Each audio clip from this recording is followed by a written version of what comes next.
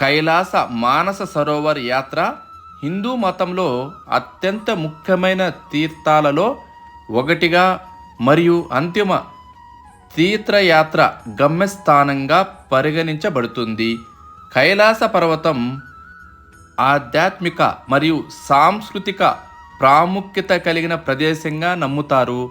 హిందూ గ్రంథాల ప్రకారం కైలాస పర్వతం ఒక భారీ పర్వతం మరియు శివుని పవిత్ర నివాసం.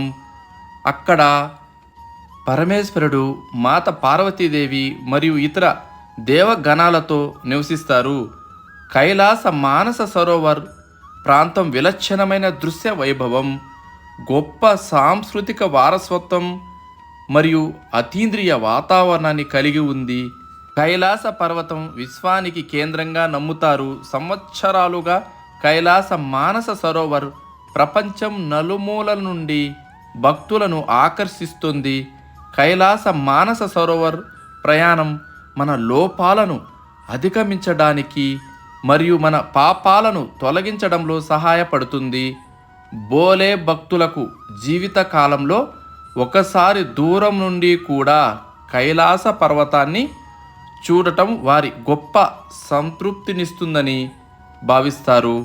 హిందూ విశ్వాసాల ప్రకారం మానస సరోవాన్ని మొదట బ్రహ్మదేవుడు తన మనస్సులో సృష్టించారు. తరువాత అది భూమిపై సాక్షాత్కరించింది. అందువలన సంస్కృతంలో దీనిని మానస సరోవరం అని పిలుస్తారు. ఇది మనస్సు మరియు సరస్సు అనే పదాల కలయిక. ఈ సరస్సు హంసకు వేసవి నివాసంగా కూడా ప్రసిద్ధి చెందింది. ఈ పక్షులను హిందూ ధర్మంలో పవిత్రమైనవిగా మరియు ఉపఖండం యొక్క ప్రతీకవాదంలో ఒక ముఖ్యమైన అంశంగా భావిస్తారు. ఇవి జ్ఞానం మరియు అందాన్ని సూచిస్తాయి. కైలాస మానస సరోవర యాత్రకు కాఠ్మాండు ఒక ముఖ్యమైన మార్గము. కైలాస మానస సరోవరం యాత్ర సాధారణంగా కాఠ్మాండు నుండి ప్రారంభమవుతుంది. మీరు కాఠ్మాండు నుండి టిబెట్ మీదుగా కైలాస పర్వతం మరియు మానస సరోవరానికి చేరుకోవచ్చు. కాఠ్మాండు నుండి నేపాల్ గంజ్కి హెలికాప్టర్ ద్వారా వెళ్ళి అక్కడి నుండి సిమ్కోట్ మీదుగా కైలాష్కు చేరుకోవచ్చు. బస్సులో అయితే కాఠ్మాండు నుండి టిబెట్లోని ఇతర నగరాలకు బస్సు మార్గాలు కూడా ఉన్నాయి. కైలాస్ మానస్ సరోవర్ యాత్రలు భక్తులు కైలాస పర్వతాన్ని ప్రదక్షిణ చేస్తారు.